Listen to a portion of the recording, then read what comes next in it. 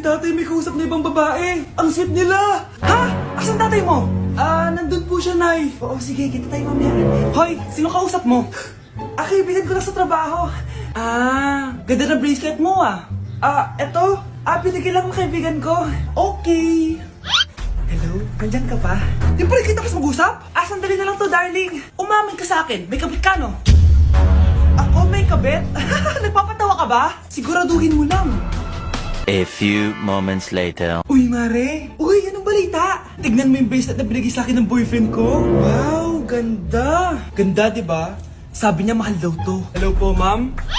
Hinahanap po kasi namin yung nagnakaw ng bracelet. Ganito po yung itsura niya. Mare, sabihin mo lang ka nakita. Sige.